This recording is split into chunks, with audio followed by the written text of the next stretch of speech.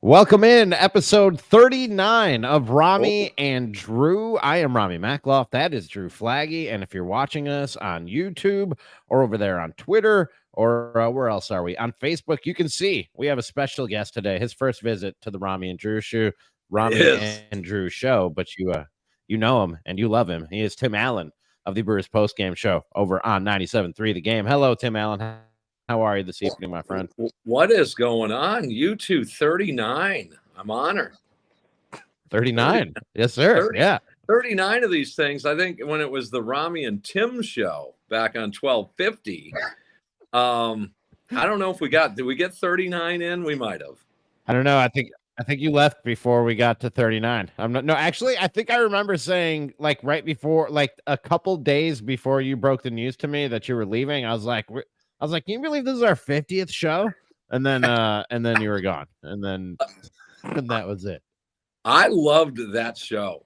I really did. And It was we a fun got some show. we got some good response. The one crazy thing, and really such a great bit, was that NCAA bracket thing that we did. What was it? The annoying things, the things that bother you, or yeah, it was like most annoying March or something very clever I came up with all by myself. Mildly annoying March. It was like, Drew, the premise was things that aren't like end of the world annoying. The example I gave started off, and it was one of the one seeds, was when you get your sock wet. You know what I mean? And like you just have to walk around the rest of the day with a wet. It was little shit like that. We made an entire bracket of 64 of just mildly annoying things. That should have won. Wet socks is absolutely a day. It should have won. It was things like the like guy, like the people that say yeah. That's me. You got to redo that. Your next game, Drew, we got to get this guy back on the radio. What the hell? You could have said fuck. That's okay. I'm not. Oh, okay. We're not monetized right now. You can just say whatever. No, Ramie, one of our friends does that. Corey does that. Like he has a thing every year where he does like a bracket challenge of like, we need to stop doing this or whatever it is. Yeah. So yeah, no, I would say I think we had 4 regions, and it was like people, like habits. I forgot what it was. Driving, and then there was one other, region. But yeah, we really went to we put some effort and some thought into that. It was awesome, and the other one I really liked, the bit was NFL draft phrases. So that one really, like, the vertical leap, this kid, or the kid from Louisville.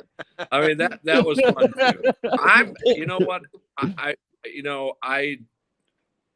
We made some changes on that, Ramie, and it was going to be, I think I was going to have to do a double shift, or they were going to make me pick one or the other. So things are a little fuzzy, and I don't know. So, but I do miss it, and it was a really good show. And I expect that, Drew. I expect I'm going to start following you guys on this podcast here, because it seems like it would be. Please do. Anything Ramie's involved with, I think is pretty quality, and he's a guy that just for your viewing audience, he's a guy I've worked with and known for a long, long time. And we're getting to the point now where the character and the people, that's pretty important. It's not all about slapstick. It's not all about the best bits. It's not all about, rattling cages and having a take. That's what the new generation of broadcasters want these days, Ramie. They always think they got to have a take. No, just be you. But the character that Ramie has, I think people are missing out. And if I could advocate for a gig somewhere, I'll do it. I appreciate that, Timmy. I know Ramie through doing comedy, so I got the other side. I mean, I used to listen to you guys on the radio, but then it's like I met Ramie through doing open mics at Karma, and then he kind of handed over his open mic to me when he left for Minneapolis. So we've been friends because of that. So we get the other side too, the comedy side. So This sort of brings it all together, Timmy. This sort of brings both worlds together is what we're trying to do here on the Ramie and Drew show. Ramie's professional, and I will from time to time say bad things about Mark Ananasio because I think and Tim, you'll appreciate Drew's total willingness to just throw out any conspiracy theory, founded or not. You know what I mean? He'll just throw it out there. He implied the aforementioned Brewers owner may or may not have been on a certain island. You know what I mean? But the money's not going to pitching. Where's it going? Wow. Well, yeah. Well, you're not a flat earther, though. Right? No. I don't even like Kyrie Irving's shoes, to be honest. Okay. Okay. I'm more of an Adidas guy. No, but Tim, Drew has taken up the same issue with the hot takeism of sports today, especially when it comes to the NBA. I don't know how close you follow the NBA when you don't have to, Tim, so we're not going to ask you about Bucks, and then by just proximity to the Bucks, then I follow the NBA. Yeah. But it feels like to us, at least, Tim, that NBA talk is more out of control than any other sport. Like when it just comes to the random speculation and just the stupid hot takes and everything else that comes with it. I think basketball seems to be the worst of any of the three sports. Yeah, I've always thought that with the NBA, isn't it funny how guys with money, they're already taken care of, all guaranteed money, generational money. They like to feed the other guys, the younger guys that are on the cusp of the money. I've just noticed that over the years that, hey, this guy's my buddy's due for a decent contract here. We better pad some stats here. I don't know if that's true or not, but if you want a conspiracy, that's one of mine. This was actually a funny take. I was at my dad's house for Easter yesterday, and we just popped on the game San Antonio against Golden State. And my dad just made a comment because he's got his hip replaced, so he's cranky. And he just goes, "Oh, imagine having to call this game and act like you give a shit." And I was like, "Yeah." Golden State's a play-in team, and he got Victor Wembanyama jacking threes, and that was pretty much it. Sports conspiracy. He put up. Yeah. Oh, it's not, and it doesn't just stop at sports. It's really it extends far beyond. Well, do you have anything then, Drew, on Bob Uecker? I mean, he's 90 years old, and he's going to be calling a game tomorrow. That rules. Which it's incredible, Ramie. You know my lifestyle.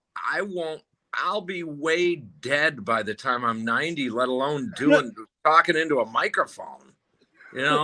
It's just super, super cool. Now the Brewers did put out that release that said, after opening day, we'll take it day by day. That was a little rattling to me, only because I don't want to have regrets. I just don't. And I've been, kind of throwing this out there to Brewers fans the last couple of years. Enjoy every game that Uecker does, knowing that. And I hope he goes on for a few more years. Literally, I do.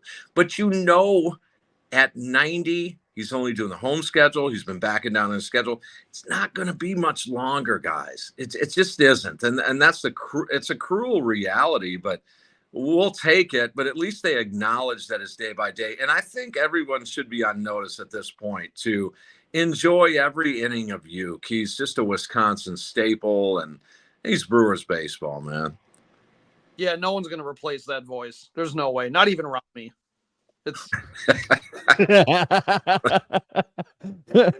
No, I'm pretty good, but I don't know if I could replace Bob Uecker. But it's good. I would imagine, Tim, I haven't been in Milwaukee and listening to Brewers games my entire life the way that you two guys have. But I had a similar sort of experience with Harry Carey.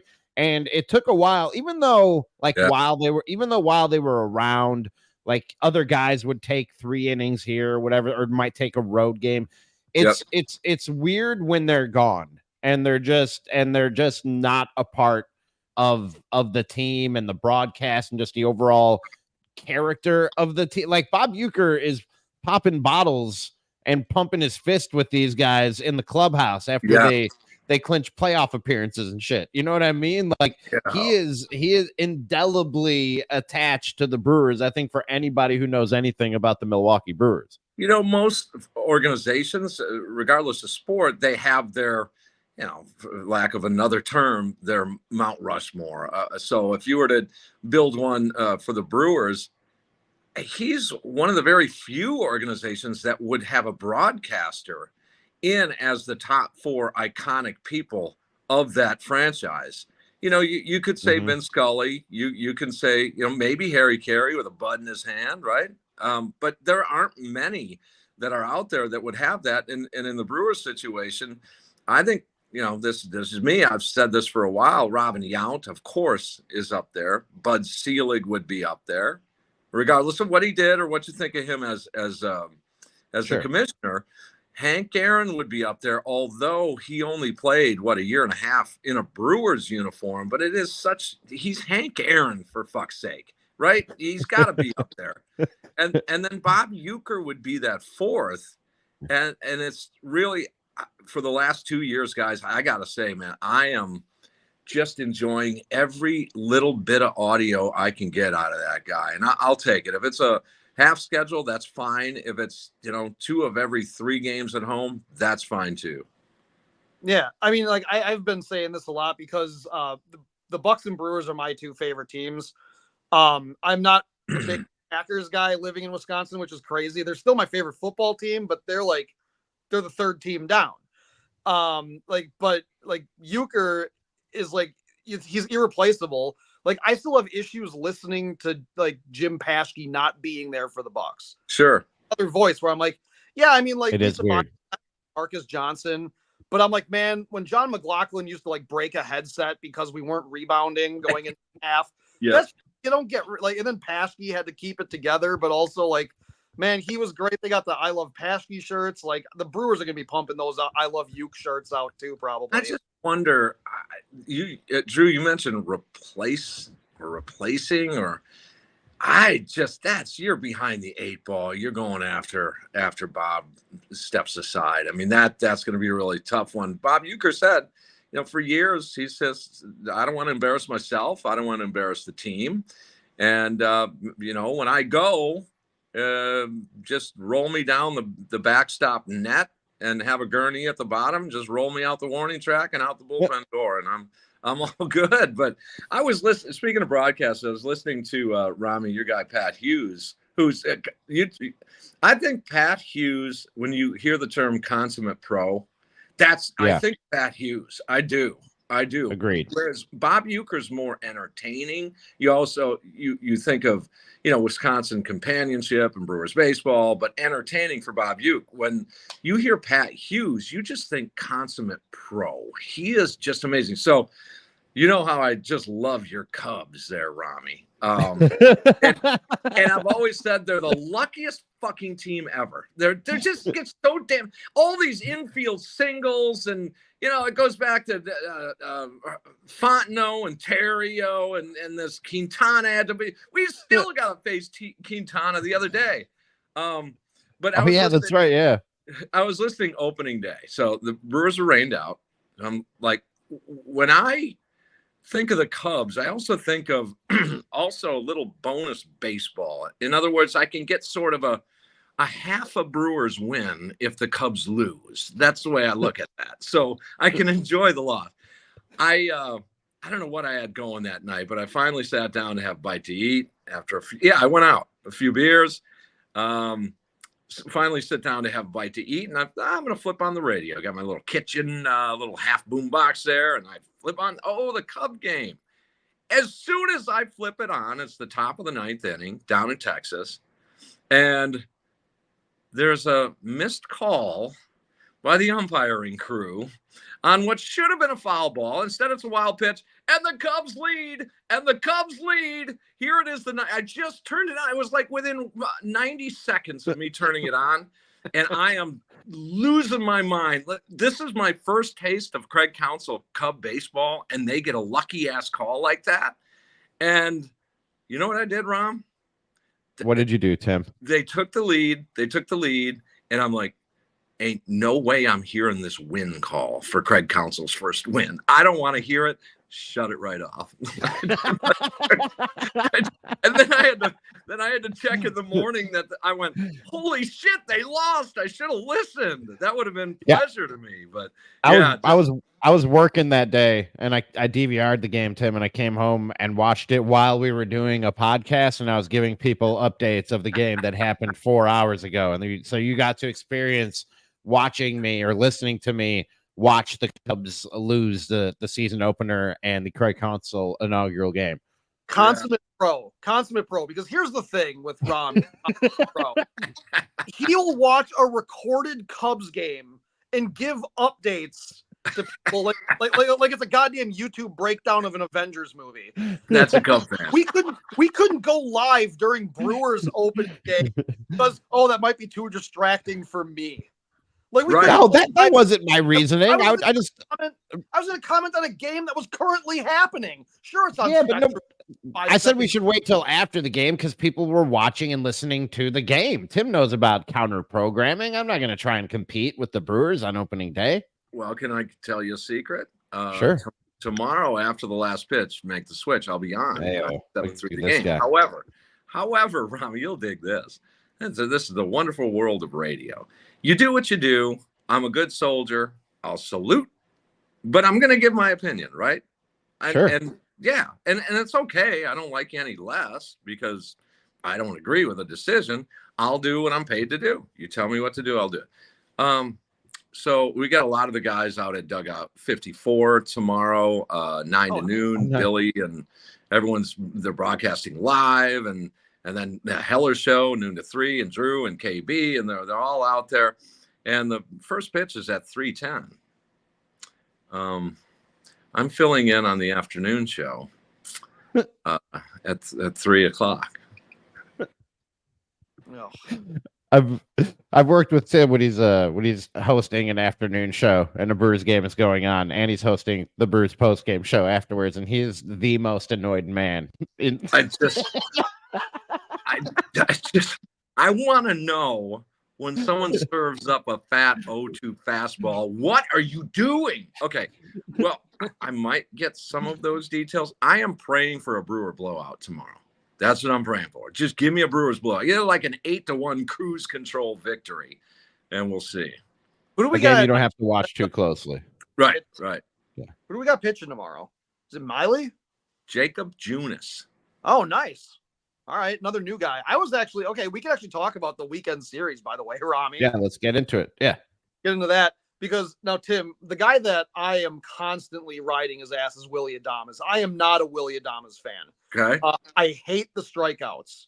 I like that they have Rhys Hoskins now that they can move him down in the order, because when he was batting cleanup and it was between him and Tellez last year, and it's like, we got guys in scoring position. We got less than 2 outs. And it's like, and he just swung at 2 really bad pitches and then watched one go down the middle. Yeah. That drives me insane. Like, I am the first one that people will come to and be like, yeah, Willy Adames actually made really good contact and actually had a double and an RBI. And I'm like, yeah, I'm happy he's doing it, but he pissed me off last year too many times. So I'm like, how many years in a row? It's like, it reminds me of Travis Shaw, where it's like, how many times is he going to have an injury that lingers the whole year? Now he can't make contact. Yeah. It's funny. Maybe it's wishful thinking, but Adames is my kind of pick to surprise this year. Let's not sleep on Adames, because all off season we're talking about, the Hoskins, acquisition, and then it's, Jackson Churio, and then of course you got Christian Yelich, who's starting to become a decent ball player again. That's interesting. Then you have the young crew and Sal Frelick and Garrett Mitchell, and so no one just discussed Willy Adames. He looks a little bit different, though, Drew. He does. I mean, granted, it's 3 games, and you're right. Is he trustworthy enough to jump on his back at this point? But, yeah, I think moving him down, I think moving Yelich down, it's about time that someone kind of just grabbed Yelich by the scruff of the neck and said, hey, you're not a slap hitter leadoff guy, dude. You're a gap to gap power guy. You're an on base guy. You're a fill the stat sheet guy. Again, time to do that now. Notice the offense is just a little bit different with Yelly in that 2-3 hole. Just a little bit different. They seem like they're, I don't know. You guys watched the series against the Mets. And again, granted, it's the Mets. I get it. But they seemed a little more energetic with popping the ball a little bit around the yard. Not a lot of home runs, but just seemed a little snappy with bat on ball and moving runners.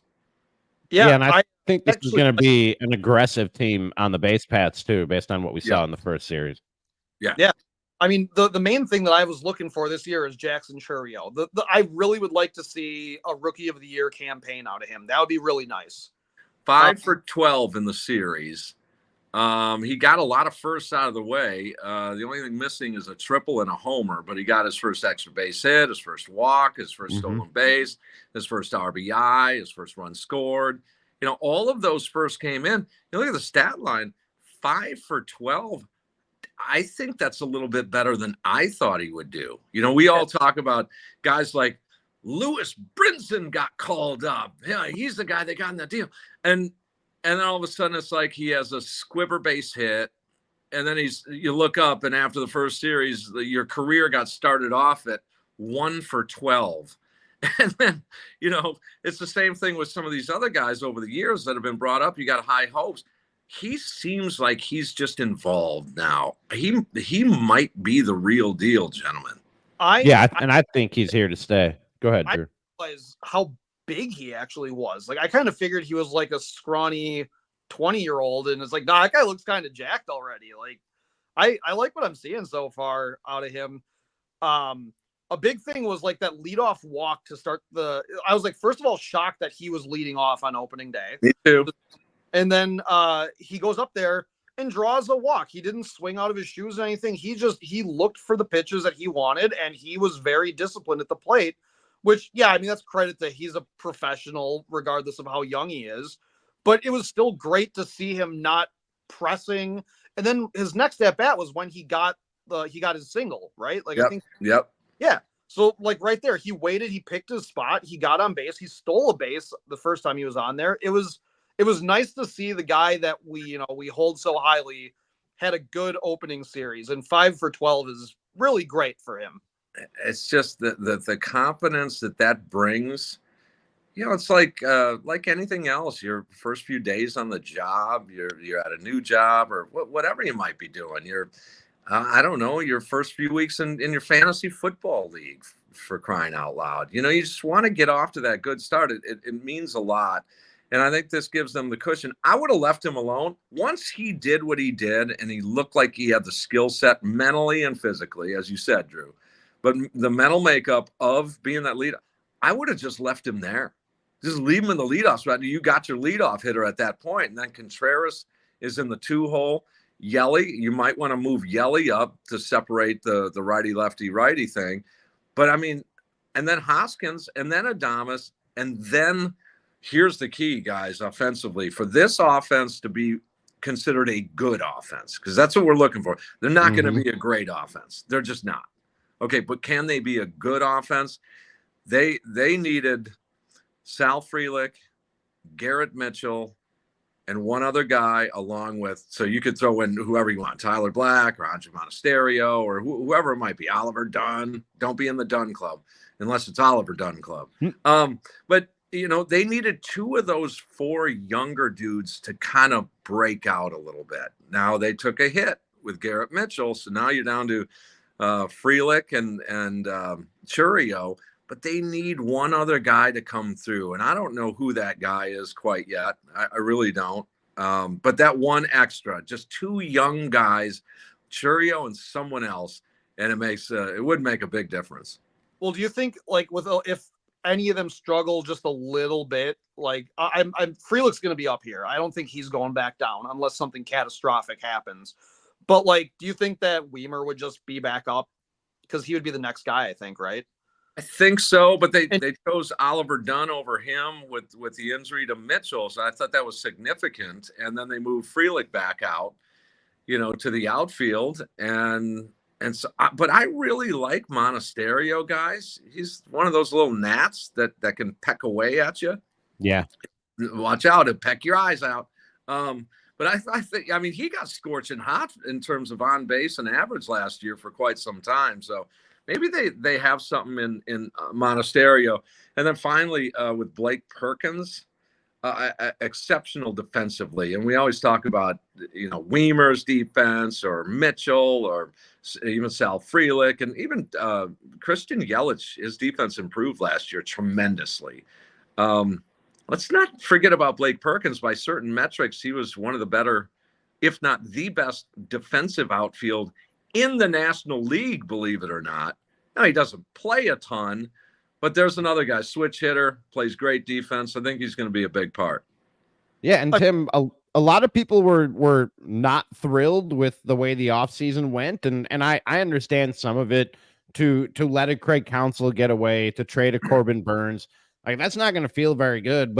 And this kind of goes back to the Willy Adames point that Drew brought up in your answer to it. I remember many a night on the Brewers post-game show working together where you would talk about the depth of the lineup and at times what was a wasteland when you got to the 6, 7, and 8 spots, and you were just not going to score runs if you didn't do it with 1 through 5. I think that pushing Willy Adames back, and when Garrett Mitchell is healthy, this is a deeper lineup. With adding Rhys Hoskins and adding a Jackson Churio and some of the other younger players that they have on this roster, I think that while it's not, like you said, an explosive lineup and you can't count on big runs day in and day out, I do like sort of the depth and the versatility of the position player group that Murphy has to work with. Versatile. It is. But you know what, though, guys? That kind of is a little bit of a trend in baseball. That's not exclusive to Milwaukee here. I mean, look at what, even going back to just a few years ago to your boy down there in Chicago, Madden. He would move things around a little bit. He wasn't opposed to that. I mean, he had to go out. Someone had to switch gloves or something. There's some first base rule. She had needed a first baseman's mitt, and he had guys peppered all around. I mean, that's, lineups are going to be weird, but you're right on the explosive nature of this offense. Are they going to get a few?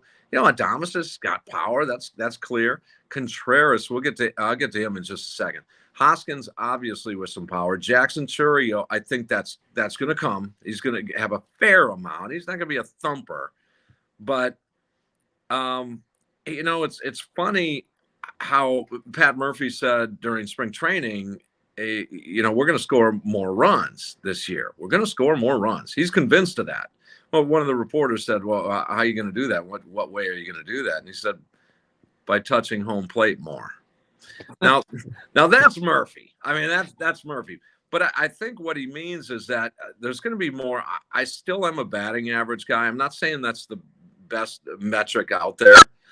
But I think if you have a decent batting average, all the other numbers fall into place. Your on-base percentage obviously is a little bit better, and it goes on from there. But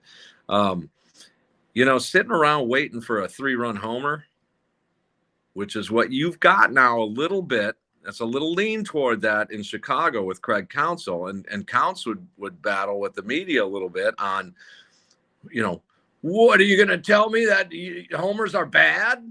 You're going to tell me that home runs are bad, and he would say that to the media. Oh, he's already told the Chicago media, Tim, home runs are his favorite play in baseball.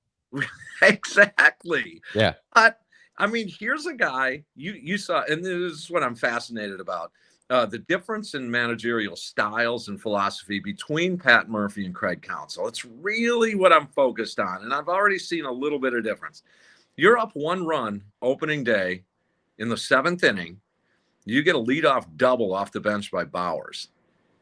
Now, what would Counsell do there? Now, I know what I'd do. I want another run. I need another run. I want a 2-run cushion because I know I don't have Devin Williams. If even I can get to the 9th, that 1-run lead, I'd be feeling a lot better with 2 runs. He bunts him over. They end up scoring the run. They get a little bit of a cushion. Okay? Ain't no way Craig Counsell's making that call. No chance he was going to make that call to bunt a runner to third for the first out to cushion a lead. He's already got the lead in Counsell's mind. Now, fast forward. He's already done that, Ramie, in extra innings at home. Think about this. You get through the top half with this new extra inning rule. You get an automatic runner at second base with nobody out. All you need is a run. Right. And he still doesn't bunt. You don't even need a hit to win the game, not to tie the game, not to cushion the game, but to see, now you got me all rattled up. He doesn't even do that. He didn't even do that at home. And just, it's little things like that I'm keeping an eye on. And really, it's almost like a soap opera. I get to watch the Craig Counsell thing going on, and then our Brewers this year. Well, like you said about, the batting average, personally, I like batting average also over on base percentage. I know on base percentage is a bigger number for all the TikTok kids to look at. And look at how many numbers are up there now. But batting average, I think, is more indicative of how good a player is because they're making contact. You have to make contact to get on base. And these on base percentages are great with guys who take walks. But if you remove that, like I'll just beat on Willy Adames again last season. I won't do it so far this year. But he wasn't making a lot of contact, so his on-base percentage was it was whatever it was last year. If he was making contact, he was pushing it way up there. And it's like, so guys like Sal Frelick, he's a contact hitter, make contact. That's all you need. So all these younger guys that are, especially the young lefties that can bunt the ball down the third baseline and stuff, Terang, all of them, just let those guys bunt, let them make contact, do all those things. And you're going to push more runs across just because with their sheer speed, that ball is going to find holes. So just get base and then get over with a steal. There's nothing wrong with that. Rom Dog still doing the stand-up stuff, I hear. Things going well. Sir. Yes, sir. Good. And you're going to get out to the park? I mean, this homestand is 5 games, Tuesday, Wednesday, and then over the weekend, but I should get out to the park for one of these games. I got nothing going on. I'm not doing anything during the day. Got the Twins tomorrow, Wednesday, and then the Mariners in town for the weekend. And it's just weird that baseball is back. It's always that strange thing. Baseball back. It's early. Sneaks up on you. It does. And now we're don't blink. Like I said, with Bob Uecker trying to enjoy it, just keep pinching yourself. It's the same thing with the season. Pretty soon, we'll look at. Sorry, my computer's talking here. We'll look up at the win-loss record and it'll be holy shit! Look at this. It's already 38 games into the season, and the Brewers are 30-8. Really? No, I don't know. Well, they're on pace for 162-0 right now, Timmy. And I do think that it's going to come down to the Cubs and the Brewers. I don't know about you, Tim. I just don't think the rest of this division is very good. I think it's going to be a race between those two teams. And I think the Brewers will be in it right to the end, if not win the whole division. The one thing that gives me pause in saying that is the starting rotation, because after like I think you said Jake from Juneau is pitching for the Brewers tomorrow. I don't after the first 3 guys in the rotation, I really don't mind saying, Tim, I don't know who these dudes are, but the Brewers have, the pitching lab and the factory and have been churning them out for a few years now. I wonder if they can keep doing that with some of these unknowns that they have going every 5 days. Would have felt nice to get a Jordan Montgomery. It'll feel nice to anybody. And where'd he go? To the Giants, or the D-backs? I thought it was the Rangers. Am I wrong? I don't know. No, that was last year. That was last year. So I think that's right. But it would have been nice to get him to just solidify something with Freddie Peralta. But yeah, Ramie, how many years has it been where we're now saying that is a little bit of a weakness, the starting rotation for the Brewers? I mean, it wasn't, but just for how many years? Woody Burns, Peralta, Miley, and throw in an Adrian Hauser. Say what you want about Hauser, that kid was a bulldog. Eric Lauer had a great year. I called him the best number 4 pitcher in baseball a couple of years ago, and things really went south for him. But been a while since we've said now the offense and the bullpen. And the bullpen has always been a strength, and that still is a strength, regardless of the Williams injury. But I mean, Joe Ross is your other guy, Ramie, Drew, in that rotation. So until Miley gets back, you have the old reclamation. He's coming off a couple of big injuries. That's Joe Ross. He did have a really good trajectory going for a while, and then the injuries just bottled him up. But yeah, Jacob Junis, 4.5 sort of guy. They grabbed from the San Francisco Giants, and Miley's on the shelf now, but DL Hall, the younger guy they got in that Corbin Burns deal, he's in the rotation along with Colin Ray and Freddie Peralta. So those 5 are going to have to compete. And what's missing here, obviously, you're going to take a hit losing Woody and Burns. I mean, get out of here. Yeah. For me to get on here, I'd be a knucklehead to say that. They'll be fine. Things you got to watch for are the quality innings that they lost, not just the guy, not just the total innings or the total strikeouts. It's those games that, they leave the game after 5 1/3, 5 2/3, 6 1/3, where at worst it's Brewers are down 2-1, 3-2, or up, in a lot of cases, 2-zip, 3-zip. It's the quality innings that hold you in ball games. I think we're going to see a few times this year, hopefully at a minimum, where about 5th inning or so, it's going to be, I wonder who's on MSNBC or who's, who's on my politic TV. But yeah, hopefully those will be held to a minimum. We'll watch for that. It's not just innings; it's quality innings lost. You still watching the MSNBCs and the Fox Newses and all that? I do. You used to drive yourself crazy with that shit. Oh my God, it's like such a soap opera that is continually getting better. I like all sides of it. I really do, guys. And I'm not just saying it. You can call bullshit if you want. My girlfriend can confirm it. I watch it all around. I really think we need more of that. We don't. No, not politics. It is so entertaining to me. It's just got, it's an attack on democracy. It's like, oh, you got receipts on that? And you just sit there yelling. I mean, who's the comedian? Who's the comedian? I was watching Gillis. Yeah. Oh, hell yeah. Yeah, so I'm watching him, and actually I was watching him because my son had called me, and he goes, Dad, you got to watch this guy. You got to watch this guy. I'm like, why? Comedians, whatever. If I got time, sure. And he's like, no, there's a bit that he does. So he sent me the time of the bit that he did. Dad? Gillis, yeah, he's like, he's talking about his dad, and he goes, oh, forbid the person that walks in after my dad's been watching 2 hours of Fox News. They're going to get an earful. And Ty goes, that was me, Dad. That was me. But I do watch it all. I do. I'm wildly entertained by it. And now I got this addiction I picked up over the off season. And Ramie, you and I discussed it earlier today. My addiction to the Beatles now. I don't know why. I don't know how. Why did I skip all that great music for so many years? Now, I will tell you this, Ramie Makloff. Some of their songs are awful.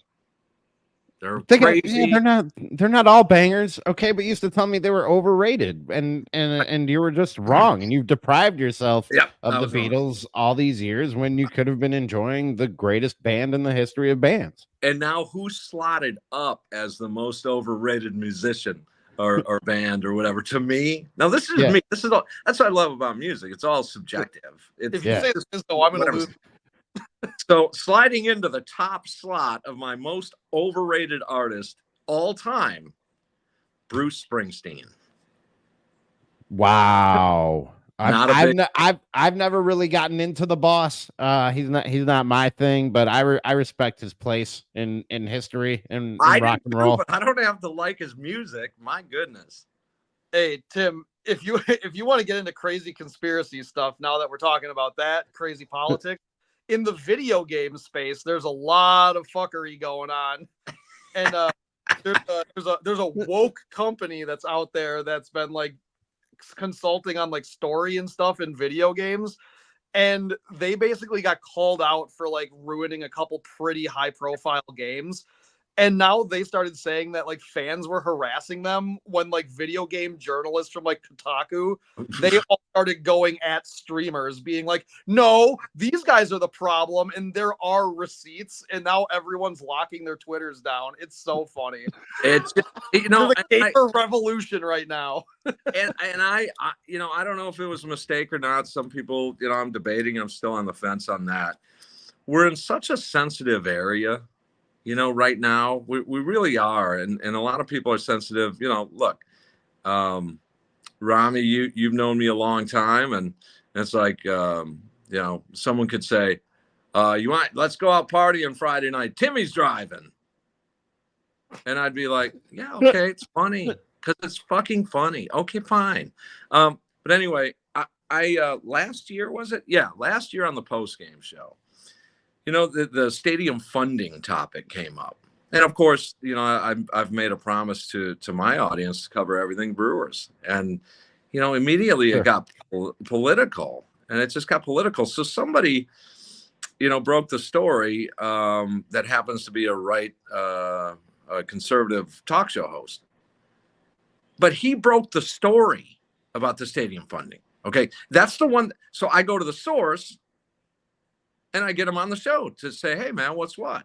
It wasn't a political statement. It wasn't, I wasn't posturing in any direction, right, left, or middle. All I was doing was getting down to the bottom of this story. This is freaking cool. Is this going to happen? Or are the Brewers going to move out of town? Am I going to lose my Brewers? That's where I was at with that. Yeah. And whoa, man, we never brought up politics.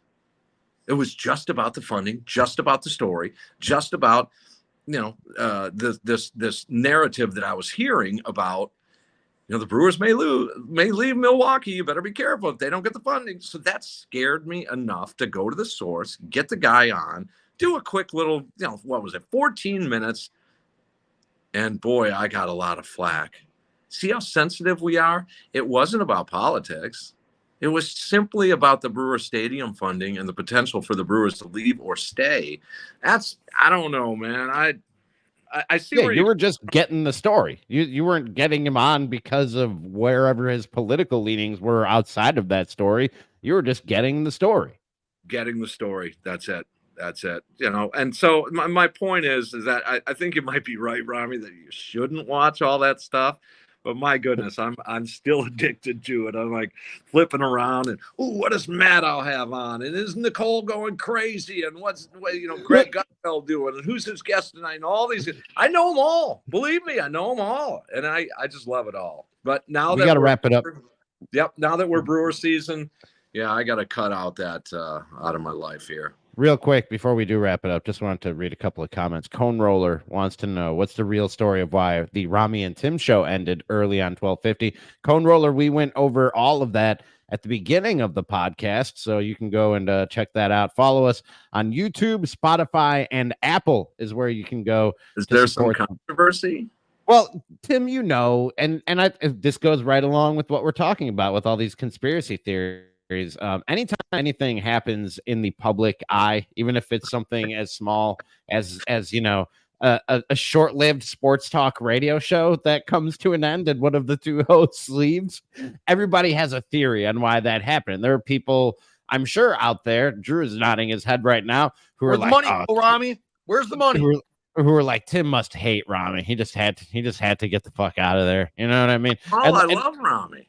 He's here now, isn't he? And I don't know if you remember, Tim, but along with you leaving, I went through, like, in a year and a half, I went through 4 producers. I think I ended up going through 4 producers who quit or were moved to other shows. So it really did look, I think, to people for a minute there like nobody could work with me. Like, I was just impossible to work with, and people just kept on leaving. I'm gonna fan those flames. Ramie's tough to work with. Heard that? No, because you went through producers. Now you got me going. You went through producers because they were walking to the local high school and pointing at 3 kids and saying, "Hey, do you want to be on the radio? You can produce for Ramie." That was their vetting system. So children are involved again, Ramie, just like the Marcus Asio story. Where's the money, Ramie? All right. And then we'll bring it back around to the Brewers. Final question for Tim Allen. Catch him tomorrow on the post game at Brewers post game on 97.3 The Game. This is from Daniel. He says, question for Tim: could the Brewers legitimately win it all within the next 5 years? And I know that's where your head's always at, Tim. Like you don't want to hear bites at the apple, and division championships or playoff appearances are nice. But God damn it, Tim Allen wants to see a fucking Brewers World Series in his lifetime. And you know what? Coming from a Cubs fan, the man deserves it. Will it happen, Tim? Can it happen in the next 5 years? It's got to. I mean, it just does. I the way I smoke and drink, and Ramie, you know my diet. It's just I'm still trying to just come on. I think they can. And I think there'll be a point with these young players. Here's what, if you want to look macro level real quick, the macro view is with these young stars, I'll call them, some of them are going to hit as superstars. They will. Their strength in numbers. They're not all going to work out. Look at Keston Hiura. Look at Corey Ray. We all thought, good things about a lot of these guys. But when you have a number of them, the Frelick and Mitchell and Churio and Gasser and Mizorowski and Ashby, and you could go on and on. Some of them are going to be stars. So watch for this. The bigger view would be at some point they will spike that payroll. And again, this might get Drew going on Atanasio. But instead of $100 million, I think you'll see it in terms of right around where St. Louis is, about 160, when the time is right. So watch for that. And the answer to that is yes, they could do this. My main one is right now, the question mark going as you get guys older. Christian Yelich, the bat speed slows. We've kind of lost a couple years with him after the knee injury and his numbers just being down. Like, you need him to probably be your highest producing player if it's all going to come together. Like, you got to have the veteran out there, I think, that can actually carry that team a little bit with the young guys. Because he doesn't have like a Fielder, Hardy, Hart, Weeks, Braun kind of thing. Like, we got like 3 guys there. And I love that Contreras is with us for a while. He's kind of like low-key my favorite player on the team right now.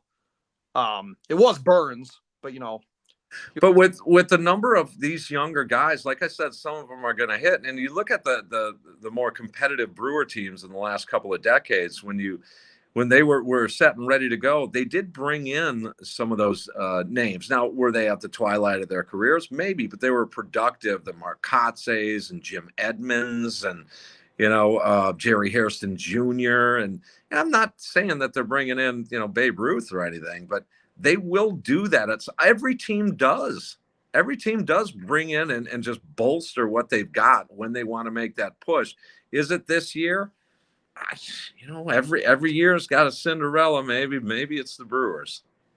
Tim, is your diet still as shitty as I remember it? Like we'd be driving into the station, we'd stop at a gas station, and Tim would be like, "M&M's for dinner tonight," like shit like that. Is it any better? It's better because I would look at Tim and I'd be like, I would ask him this question often. I'd be like, "How are you alive?" Not even how are you, because Tim's in pretty decent shape. He's not an overweight man by any means. I wouldn't just ask him like, "How are you even close to fit?" I'd be like, "How are you alive? How are you still living right now?" But has it gotten better, Tim? Extra mayo, extra just go all in. It's better. I am taking a supplement regimen. That good. I think that's debatable as to whether it helps. I think it does. I do love salads but I do love my burgers and fries. Man. Mm-hmm. Greeks. I had fried chicken today for lunch. Ooh, nice. Love and fried then chicken. You'll like this ham Wait, sandwich. you had fried chicken and a ham sandwich for lunch? No, the ham sandwich was my dinner before the show here tonight. Ham sandwich with horseradish. Ooh, gotta have that. A side of here's I'm not kidding you. Cool Ranch Doritos dipped in French onion dip. How much ranch do you need? Oh my God, it's so good. It is so good. It's so And then unnecessary. two pieces of strawberry swirl cheesecake for dessert. Ooh, Easter leftovers. I got Yes. a lot of sweets in the fridge from Yeah. Easter. I got some Let's see. cheesecake. I got some French silk pie. I got some carrot cake cupcakes. I'm about to go.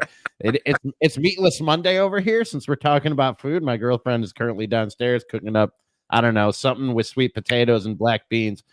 Okay. But dessert's going to be off the hook. I don't even know what I'm going to do yet. I have many options. Well, you can watch your political talk shows. I can't wait. Yes, that's what I'm planning on doing. Drew, keep him in line, will you? I'm going to try to. But speaking of being in line, my girlfriend just called me twice and left a voicemail just now, so I'm in trouble. So because we went long. Did we All go right, long? so we'll wrap it up. That is, Yeah. We usually keep it to like 30, 40 minutes. We're coming up on an hour now, so well, Okay. that's fine. That's because we were having a good time. That's Tim Allen. Yeah, go have a smoke. That's right along with the diet. That's Tim Allen. Catch him tomorrow on 97.3 The Game on the Brewers post-game show. And Timmy, we appreciate you, and I'm sure I'll be calling on you again, my friend. Yes, let's do it again around the mid-season for sure, if not more.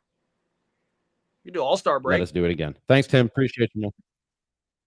There's Tim Allen. Drew, it sounds like you got to go. I'm hungry, so I'm going to go. Please follow, like, subscribe, rate, review, YouTube, Spotify, and Apple. All right, This has been episode 39 of Ramie and Drew. We'll talk to you next time. All right. See you, dude.